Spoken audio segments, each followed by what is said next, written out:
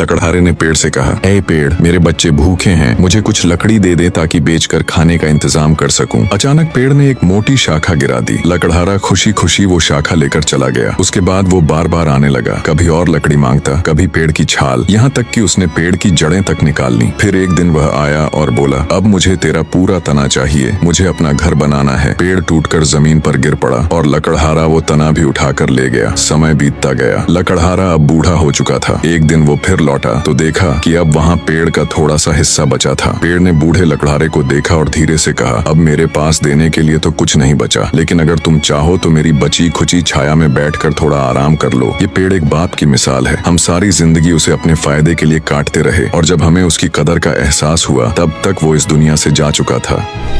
दरवेश ने व्यापारी की हालत देखी तो नरमी से पूछा, ए मुसाफिर, तुम यहाँ इतनी बेबसी में क्यों बैठे हो? व्यापारी ने सारी कहानी बयान की, जिन्न का प्रकट होना और 1 साल की मोहलत का वादा। दरवेश मुस्कुराकर बोला, अगर तुम इजाजत दो तो मैं तुम्हारे साथ यहीं रुकता हूँ। कुछ ही पल बाद वही भयानक जिन्न प्रकट हुआ और बोला, तुम वादे के मुताबिक लौट आए हो, क्या तुम मरने के लिए तैयार हो? तभी दरवेश आगे बढ़ा और शांत आवाज में बोला, हे महान जिन्न, अगर मैं तुम्हें एक ऐसी अजीब कहानी सुनाऊं जो तुमने पहले कभी न सुनी हो तो क्या तुम इस इंसान को माफ कर दोगे? जिन्न ने कहा, अगर तुम्हारी कहानी वाकई चौंकाने वाली और दिलचस्प हुई तो मैं इसे छोड़ दूंगा, वरना तुम दोनों मारे जाओगे। दरवेश ने सिर हिलाया और बोला, ये दोनों काले कुत्ते जो तुम मेरे साथ देख रहे हो मेरे सगे भाई हैं। हम तीनों भाई व्यापार करके लौट रहे थे, लेकिन रास्ते में मेरे भाइयों के दिल में लालच और जलन घर कर गई। उन्होंने मुझे धोखे से रस्सियों से बांध दिया और एक वीराने में मरने के लिए छोड़ दिया। मैं कई दिन तक भूखा प्यासा बेसहारा वहीं पड़ा रहा। फिर एक दिन एक बूढ़ी औरत वहाँ से गुजरी। उसने मुझे आजाद किया और कुछ खास मंत्र सिखाए। मैंने अपने भाइयों का पीछा किया और जब उनके पास पहुंचा तो उन पर वही मंत्र पढ़ा। वो दोनों इंसान से कुत्ते बन गए। मैं उनकी हालत पर तरस खाकर सालों से उन्हें अपने साथ लिए घूम रहा हूँ। जिन्न बोला, वाह, सचमुच ये एक बेहद चौंकाने वाली और अनोखी कहानी थी। मैं अपने वादे के मुताबिक इस व्यापारी को माफ करता हूँ।